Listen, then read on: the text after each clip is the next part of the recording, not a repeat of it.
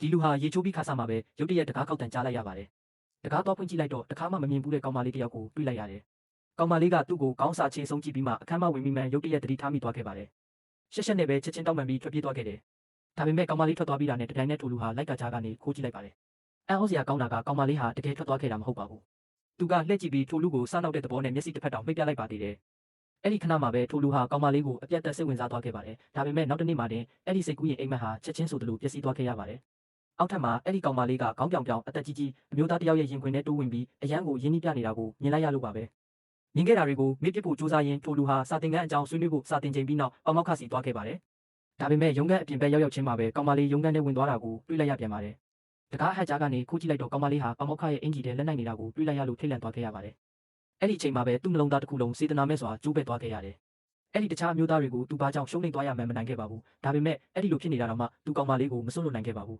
။ဒါကြောင့်ကောင်မလေးနောက်ကိုဘာတစ်ခုအထိနောက်ယောင်ခံလိုက်သွားခဲ့ပါတယ်။အဲ့ဒီမှာတက်တူးနဲ့အမျိုးသားတစ်ယောက်ကကောင်မလေးကိုပတ်စံပေးနေတာကိုတွေ့လိုက်ရပြန်တယ်။ထိုလူဟာဒေါသအိုးပောက်ကွဲသွားပြီးအနားကိုအပြေးသွားကပတ်စံတွေကိုစပွဲပေါ်ရိုက်ချလိုက်ပြီးမိမိဘဝကိုဒီထက်ပိုပြီးလေးစားတင်ကြောင်းကောင်မလေးကိုပြောလိုက်ပါတယ်။ဒါပေမဲ့ကောင်မလေးကရှက်ရွံ့သွားမဲ့စာစမ်းကြဲရဲ့အပြုံးတစ်ခုကိုပဲပြုံးပြပြီးပတ်စံကိုယူကာထွက်သွားခဲ့ပါတယ်။ဒီတစ်ချိန်မှာတော့ထိုလူဟာစိတ်သက်တွေစုံလုံးကန်းခံစားချက်မဲ့သွားခဲ့ပါတယ်။စာတင်တာကိုပဲအာယုံစိုက်ဖို့ဆုံးဖြတ်လိုက်တယ်။ဒါပေမဲ့ဒီနေ့မှာတော့သူဟာအသက်ကြီးကြီးအမျိုးသားတစ်ယောက်ကိုမတော်တဆဝင်တိုက်မိခဲ့ပြီးတောင်းပန်မှုတောင်ဂရုမစိုက်ခဲ့ပါဘူး။စာတင်ခန်းထဲရောက်သွားတဲ့အချိန်မှာတော့အဲ့ဒီအမျိုးသားဟာသူ့ရဲ့ပမောက္ခဖြစ်နေမှန်းသိလိုက်ရလို့ချက်ချင်းနောက်တရသွားခဲ့ပါတယ်။ပမောက္ခကသူ့ကိုဘာညာတာမှုမှမပြဘဲအတန်းတန်းလုံးရဲ့အရှိမအဆက်ခွဲလိုက်ပါတယ်။အဲ့ဒီချိန်မှာတော့သူ့ရဲ့အခြေအရောပညာရေးပါနှစ်ခုလုံးလုံးဝပြိုလဲသွားခဲ့ပါပြီ။ဒါကြောင့်စိတ်ကြည်လင်သွားအောင်လို့အတန်းပါတီတစ်ခုကိုသွားခဲ့ပါတယ်။ဒါပေမဲ့သူရောက်ပြီးတာနဲ့တတိုင်းနဲ့အိမ်ရှင်ဖြစ်သူဟာရုတ်တရက်နှလုံးရက်သွားပြီးကျမ်းပြင်ပေါ်လဲကျသွားခဲ့ပါတယ်။စက္ကန့်ပိုင်းအတွင်းမှာပဲလူတိုင်းပြာရခတ်ထိတ်လန့်ကုန်ကြတယ်။အဲ့ဒီအချိန်မှာပဲလူဆိုးမလေးလို့ဆွဆွဲခံထားရတဲ့အဲ့ဒီကောင်မလေးကလူအုပ်ထဲကနေထွက်လာခဲ့ပါတယ်။ပြင်းငိမ်တက်ရက်စွာနဲ့ပဲလဲကျသွားတဲ့သူရဲ့အင်ဂျီကျေတီးတွေကိုဖြုတ်ပေးလိုက်ပြီးချက်ချင်းဆိုသလိုနှလုံးခုန်အောင်ရှေးဦးတူနာပြုစုခြင်းစတင်ပြုလုပ်ပေးခဲ့ပါတယ်